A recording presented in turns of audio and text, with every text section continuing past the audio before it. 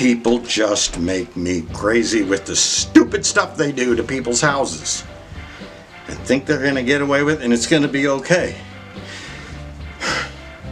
Well, evidently he got away with it because I'm the one having to deal with it. But hey, at least I'll be able to sleep at night when I sell this place. Welcome to Keeper of the Mountain. Well, today's little bit is going to be a little bit different. You see, you saw in my last video where we had a problem with a post in my basement. I'm trying to get my basement done so I can move stuff out of my garage, fix my garage so I can get back working on the car. That's the whole purpose of this whole thing, is to get back working on the car. But with this stupid post in the middle of my basement floor and the way that it was done, my goodness, you know, I just have to fix it. And the only way to fix it, because there's three things that I need to do. Number one is I need to level that out so I can put pavers over it. That's the ultimate goal. In order to do that, I also need to get rid of this huge pile of concrete that came out of the hole. And I have this other big chunk of concrete that I need to get rid of right here. Now, this big piece of concrete, I can't even pick it up. I can barely scoot it around. It's so heavy. I've tried to break it. I can't break it. You saw earlier in one of my videos where I tried to deal with it and it just didn't work. I'm going to delve into history for a little help on this one.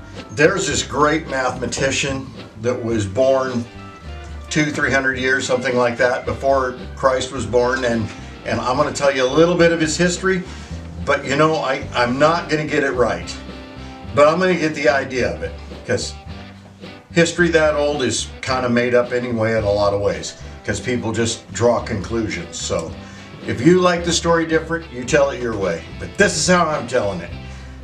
Anyway, there's this guy by the name of Archimedes. Now, maybe you've heard of the Archimedes principle, maybe you haven't. But what Archimedes did, and what he's famous for, he was a mathematician that, from all indications, he was probably on the spectrum, but he was also absolutely brilliant.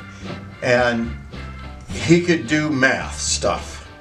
And that was about all he could do. He needed somebody to take care of him because he wouldn't even remember to eat or take a bath or anything. And so he had this attendant that would take him down to the public bath and to get a bath once in a while. Archimedes' main benefactor was the king. Well, the king had a goldsmith make him a crown, and he wanted it made out of solid gold. And so that's what the goldsmith did. He brought him a crown. It looked solid gold. He says, "Here's your crown, pay me my money." So he got paid.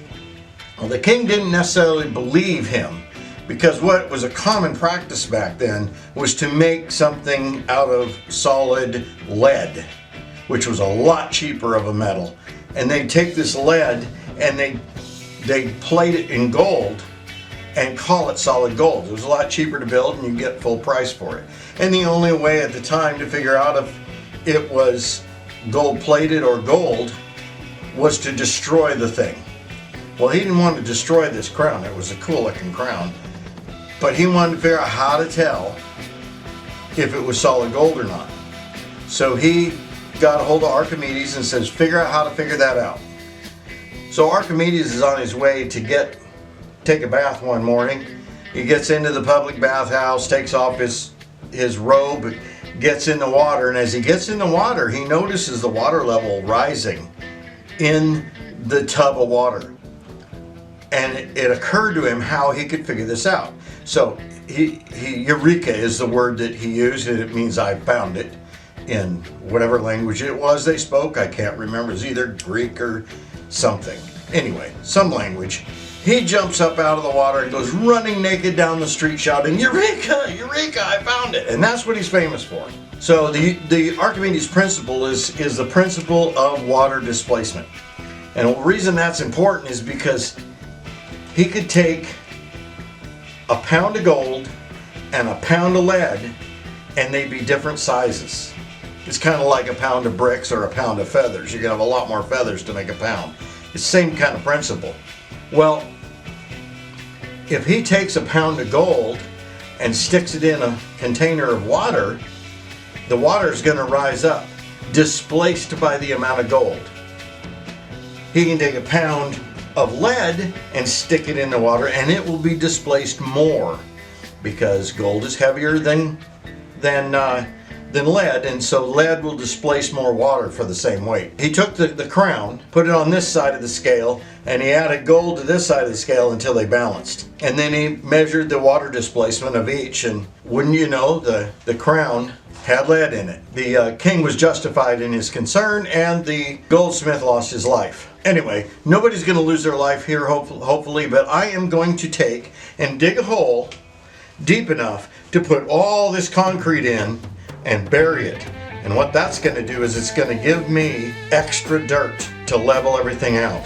Because if I don't do that and I haul all this concrete out of here and I just put the dirt back in the hole, I'm going to still have a hole and I'm going to have to go find dirt to fill in the hole. I don't want to do that. So let's get cracking on this and see what we can do.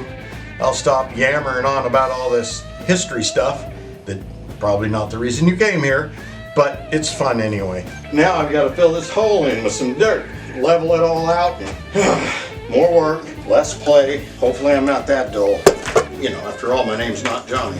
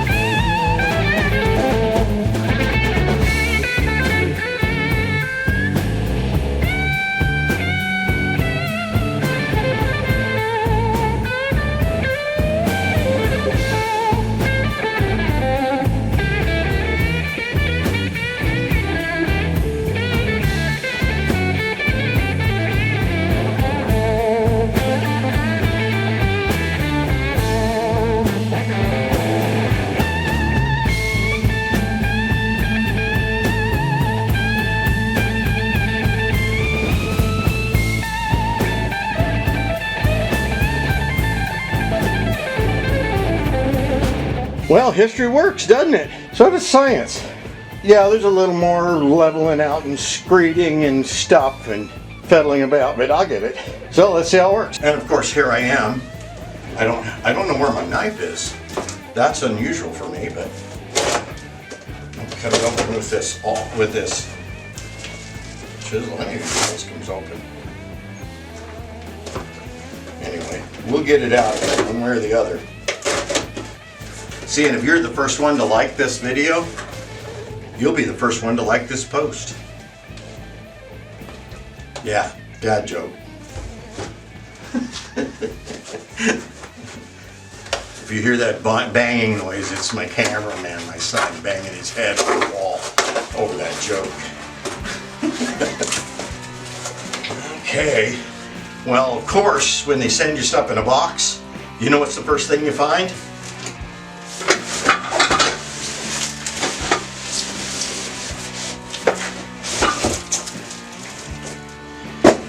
Another box.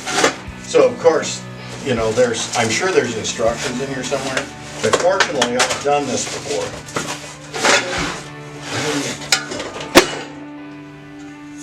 We have a metal post with all these holes drilled in it.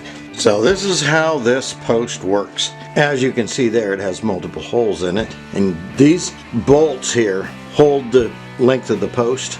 These two pipes telescope to the proper length, and the way you adjust the length is you take this screw up here, this guy right here, and you run it all the way down to the bottom so it's as short as it can be, and then you extend the post as long as you can get it and still fit in the hole where these holes line up to put these bolts through. And you put the bolts through, tighten them down, then you're back up to the screw and you screw it out this way until it takes the pressure off of the post that you're replacing, and you'll be set. You know, you get it plumb, get it straight up and down, and you've now replaced your post with a metal post. It works out well.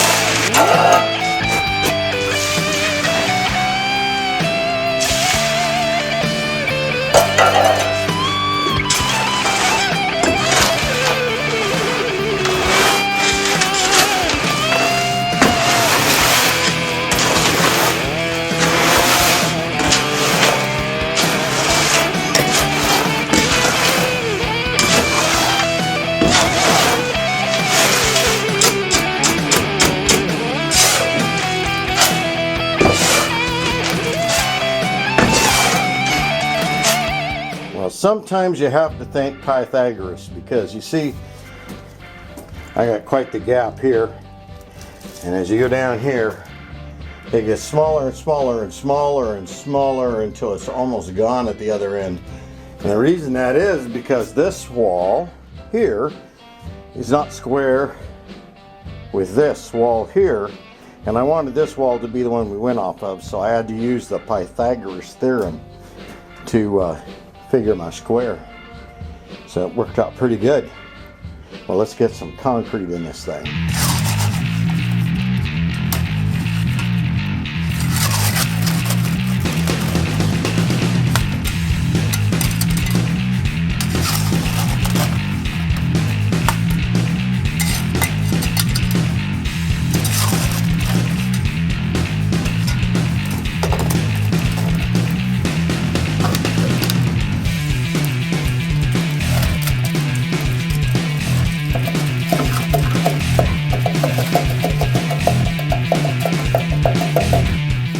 I have a feeling this is going to take more concrete than I anticipated.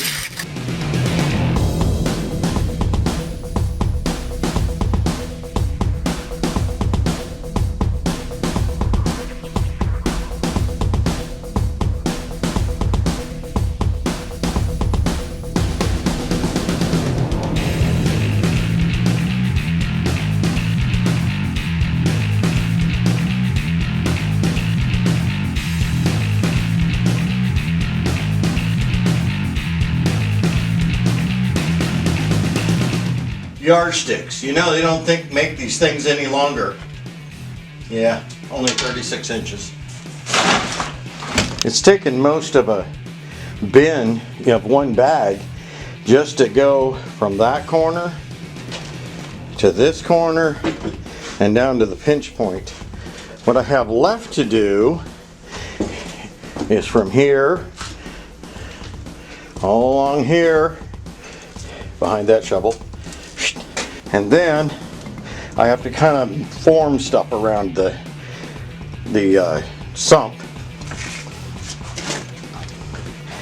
And then I got to kind of feather this off and fill all this in.